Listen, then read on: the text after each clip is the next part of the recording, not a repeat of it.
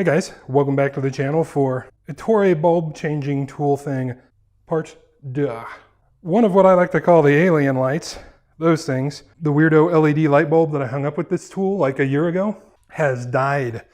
And I thought it would be fun to see if the tool will actually uninstall one of those bulbs. I kind of doubt it, because I screwed them in pretty tight and I kind of whacked them a couple times with this stick just to torque them on in. But we'll try it, why not?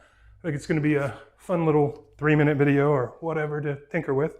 Just to put it out there, right now the cup is a little wet because I rinsed it out in the sink so it's full of dust from sitting around. And if I'm honest, I think that's probably going to help our odds. Gotta get my string unstrung from the end, because as you may recall from part 1, that is how you release the suction cup. Roughly centered up. Oh yeah, we're not gonna... Oh wait. I think I need to tighten that thumb screw. Thumb screw on the side of it. I think it was actually turning in it. I didn't think that was possible, but maybe. That or maybe the lens on it was turning. We shall see. Okay, just right in the wrong place. It keeps wanting to slide around because it's kind of wet. All right. Yeah, it's just turning on the shaft. I think the suction cup's just turning inside the tube. Back to plan B.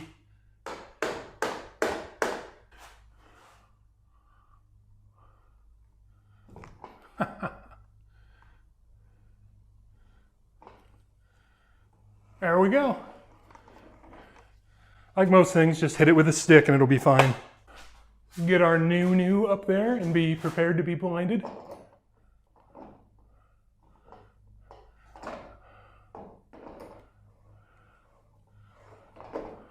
Come on.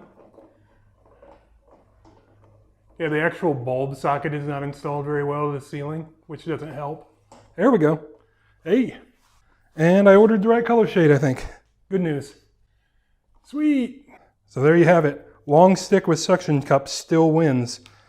And it was still faster and easier than getting a ladder down off the wall.